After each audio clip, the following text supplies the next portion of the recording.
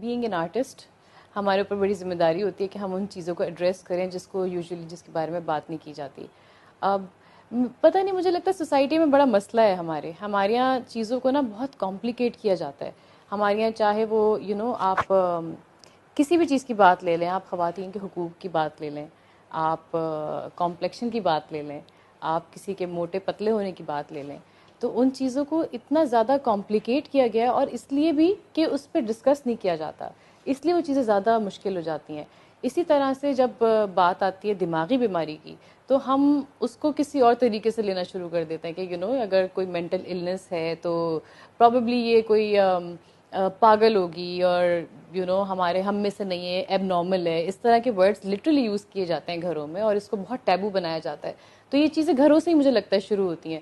گھروں میں ہی ماں باپ کہنا شروع کر دیتے ہیں کہ یہ کیا بات کر رہی ہو تم, یہ ڈپریشن, اچھا اسٹریس, یہ کیا ہوتا ہے, انزائٹی کیا ہوتی ہے, بکواس بند کرو. مطلب لٹرلی اس طرح کی باتیں ہوتی ہیں. اور اگر کسی کے ساتھ کوئی ایشو بھی ہوتا ہے تو وہ اس کو چھپانے کی کوشش کرتے ہیں, رادر اس کو ہائی لائٹ کرنے کے, اس کا کیور ڈھونڈنے کے. وہی پاگل تھی جو تم پہ اعتبار کیا. اپنا مقصد پورا ہو گیا نا, اب کوئی بات میری کیوں سمجھ آئے گی تمہیں.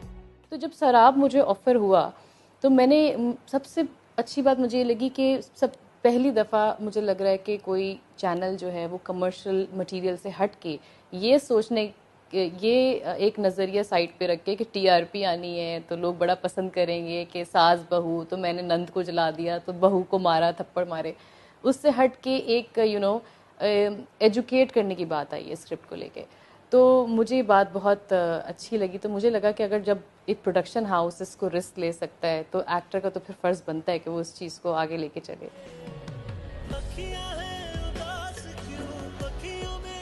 میرے پیچھے پوری ٹیم تھی جس میں محسن طلعت صاحب جو ہمارے ڈائریکٹر ہیں.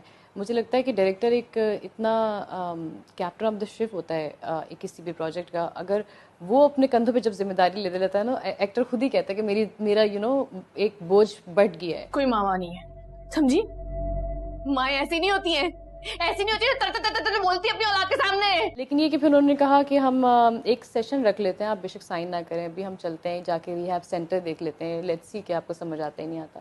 تو وہاں ایک ریہیب سینٹر تھا, ہم وہاں پہ گئے تو آئی میٹ اے لیڈی دیر جو کہ اپنا یوں بیگ لے کے نا اس طرح سے گھوم رہی تھیں, اینڈ بالکل وہ نارمل تھیں بالکل. مطلب ہم یہ ازیوم کرتے ہیں نا کہ ہم ریہیب سینٹرز جائیں گے تو پتہ نہیں لوگ کس طرح بیٹھے ہوں گے, بال بکھرے ہوں گے, اور اس طرح سے. ایسا کچھ بھی نہیں تھا. میں ان کے پاس گئی, میں ان سے کانورسیشن کر رہی ہوں تو وہ بتا رہی تھی مجھے کہ میں 15 دن جاب کرتی ہوں, میں کسی ریسٹورینٹ کا نام لیا, وہاں جاتی ہوں 15 دن اور واپس آتی ہوں, پھر 15 دن میں یہاں رہتی ہوں کیونکہ میں اسکیزوفرینک پیشنٹ ہوں نا, تو مجھے تھیراپی کی ضرورت ہے, تو اس لیے میں 15 دن اپنے یہاں اسپینڈ کرتی ہوں. تو مجھے بڑی معقول بات لگی یہ, میں نے کہا یہ تو اتنی سمجھداری کی بات کر رہی ہیں, تو شاید یہ اس پورے پروسیس سے نکل چکی ہیں کہ جب ٹریٹمنٹ ہو چکا ہے ان کا. تو میں نے کہا لیکن آپ یہ کیسے مینیج کرتی ہیں, کوئی جاب ہے وہاں پہ, آپ 15 دن, وہ آپ کو 15 دن آف دے دیتے ہیں. ہاں وہ تو دے دیتی ہیں, وہ سمجھتے ہیں نا کہ میرے ساتھ یہ پرابلم ہے, اس لیے وہ بھی مجھے آف دے دیتے ہیں. میں نے کہا اچھی بات ہے. یہ بیگ میں کیا ہے آپ کے؟ کہنے لگی وہ میں جاتی ہوں تو پیسے ویسے ملتے ہیں تو میں اس کو سنبھال کے رکھتی ہوں, یہاں سیف نہیں ہے نا اس وجہ سے. تو میں نے کہا اچھا.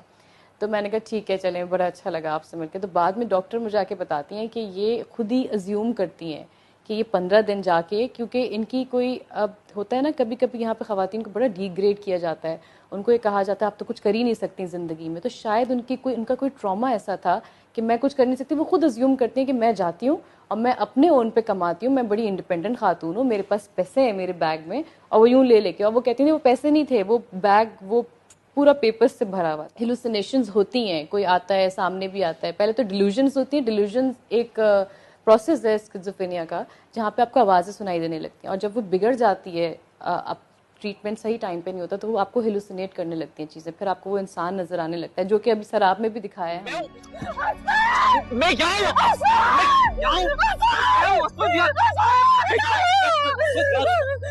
مجھے لگا کہ میں سراب کروں گی نا تو شاید میں ایک بہت بڑا حصہ اپنا رکھ سکتی ہوں اس سوسائٹی پہ, یہ بات بتا کے کہ مینٹل النس اتنی ہی ضروری ہے جتنی آپ کی جسمانی بیماری ضروری ہے.